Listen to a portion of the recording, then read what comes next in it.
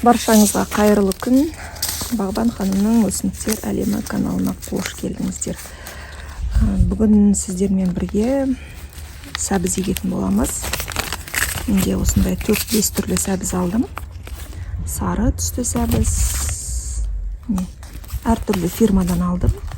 Нәтижесін көру мақсатында қалай болады екен деп. Сәбізді бәріңіз егіп жүрсіздер, ешқандай ерекшелік, бір қиындық жоқ, бірақ жаңа бақшамен айналысып бастаған жандар үшін пайдалы болсын деген ақпаратпен видео түсіріп жатырмын. Бізге сәбізді егу үшін арнайы жерімізді дайындап алуымыз қажет. Міне мынадай жерді дайындап қойдым. Жерді күзде теуіп тастасаңыздар болады, көктемде тепсеңіздер де болады. Мен бірақ қазір көктемде тептім, өйткені күзде тепкен жер бәрібір қатып қалады, иә.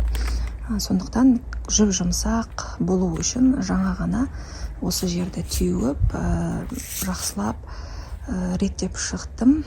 Және сіздерге бір пайдалы болсын деп бөлісіп кететін бір ақпарат. Былтыр менде сәбізді еккен кезде теп-тегіс болатын және араларынан кіріп егіп шығатын. Биыл осындай шағын етіп, екі жағынан мына жерден ортасынан жүретін орын қалдырып, осындай бороскілер етіп жасап шықтым. Қарап тұрсаңыздар, иә. Бұл неге? Бұл біздер сәбізді еккен кезде, мысалға, екі жағынан отырып егуге ыңғайлы болады, және ертең арасын нетеміз, сиретеміз ғой, орысша пикировка дейді. Сиреткен кезде басқа егілген сәбіздерге зиян тиіп кетпесі үшін ортасынан отыратын, өзімнің аяғымды басатын жерлер қалдырдым. Суаруға да ыңғайлы болады ертең, иә.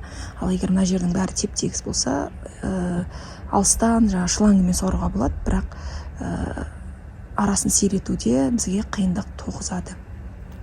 Енді мен жылдан жылға егіп келе жатырмын. Қай жер бос, орын ауыстырып еге берем.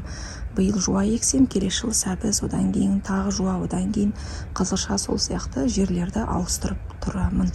Енді қазір мына жерді жақсылап тегістеп аламыз. Беті мен тек қана біршама жұмыстар жүргізіп қойғанмын.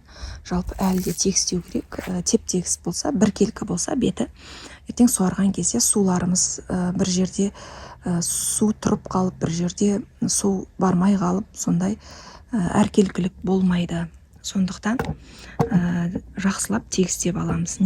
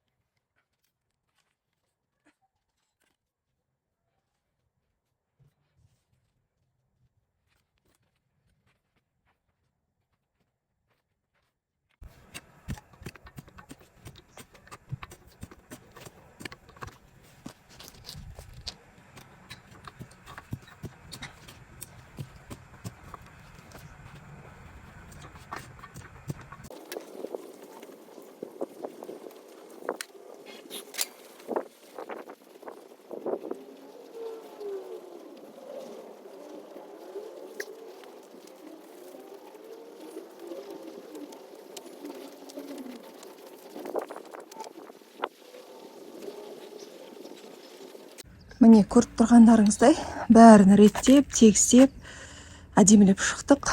Міне тап-таза, өте ровно, өте теп-тегіс, өте ұқыпты болған жерде жұмыс жасау, ол да бір адамға энергия сыйлайды. Енді бұйырса морковьтарды егіп шығайық. Қыздар, бізге қазір мынадай ағаш қажет болады. Үй жағыңызда жатқан түзу кез келген ағаш болса, соны аласыздар. Міне осы ағашпен мен біркелкі түзу линия жасап шыққым келіп тұр. Енді тұқымды егу үшін шамалы сәбіз 1-2 сантиметр тереңдікте жату қажет. енді әрқайсысын қазып жүрмейін деп осы ағашты алдым. Ағашпен біркелкі қазір бір линия жасап аламын. Шамамен 1-2 сантиметр тереңдікте линия жасаймын.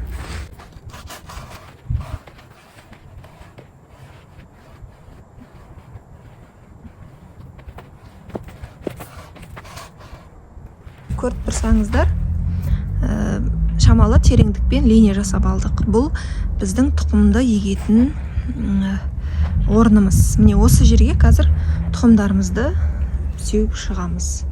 Сәбіздеріміз шыққан кезде өте ұқыпты бір деңгейде шығуы үшін жасалған дүние. Егер сіздер бұлай жасамаймын десеңіз, просто себе салам десеңіз, ол өз еріктеріңіз. Негізі сәбіздің ара қашықтығы, яғни бірінші мына полоска мен екінші полосканың ара қашықтығы шамамен 10-15 сантиметр болуы қажет. 10-15 сантиметрде сәбіздеріміз біркелкі өсетін болады. Қазір бүкіл линияларды жасап шығамыз.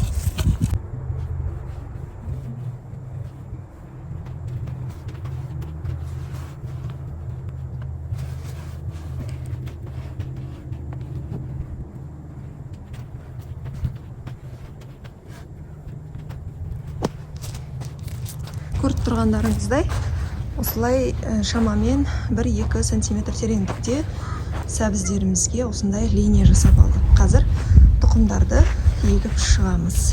Бірінші сибирские медуницы дегенді егейік.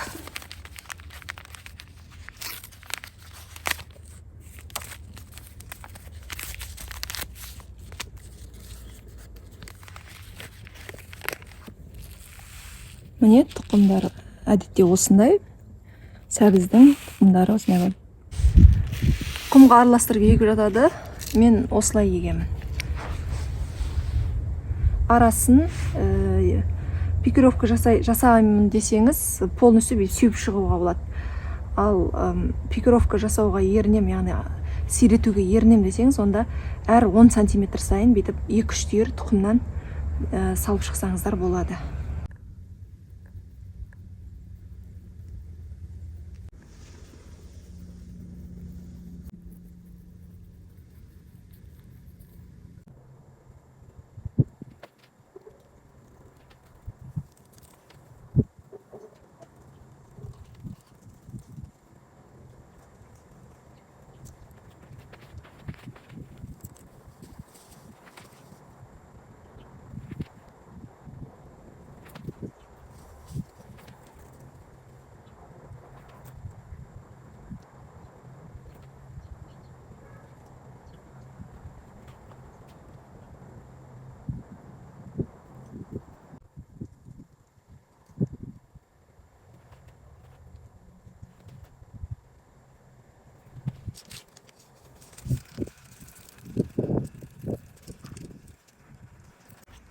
Не осылай егіп шықтық.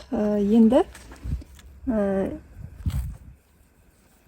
еккен тұқымдарымыздың бетін жақсылап қолымызбен жауып шығамыз. Ешқандай қиындығы жоқ. Осылай жауып шығамыз.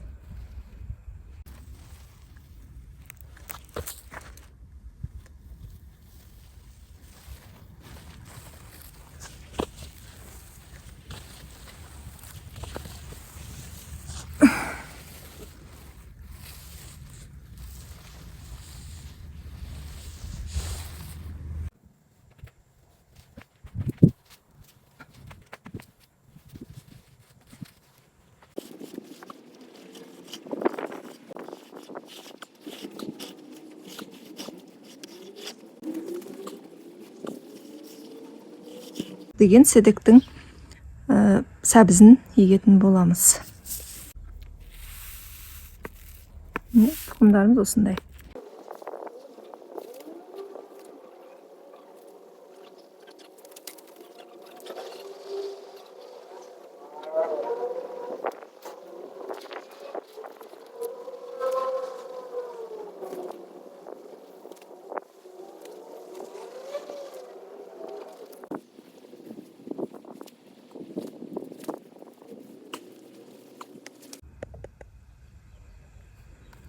Үшінші ретқа мынандай алтын түстес сары сәбізімізді егетін боламыз.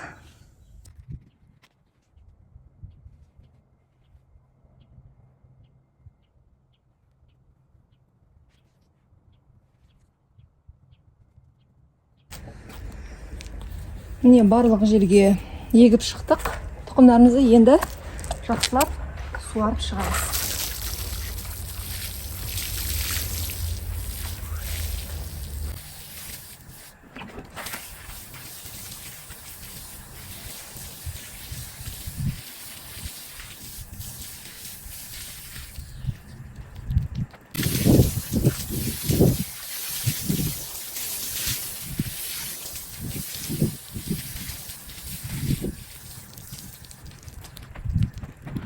Міне көріп тұрсаңыздар, барлық жерді суарып шықтық. Енді сәйкесінше ана рядтардың барлығын суарып шығамыз.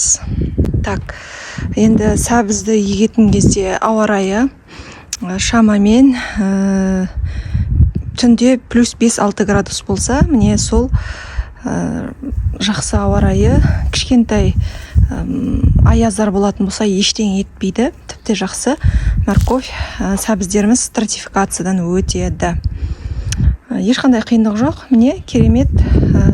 Сіздерге біріншіден видео түсірем деп, екіншіден өзім қалай бүкіл сәбіздерді егіп тастағанымды байқамай қалдым.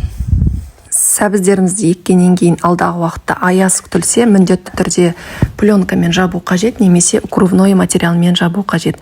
Бірақ жалпы сәбізді еккен кезде жаңбырды күтіп, жаңбырды есептеп ексеңіз, ол жақсырақ болады. Сәбіз минус 4 градусқа дейінгі аязға шыдайды. Ауа райы ыстық болса 10 күнде шығады, ал ауа райы салқын болса 2 аптадан кейін шығады.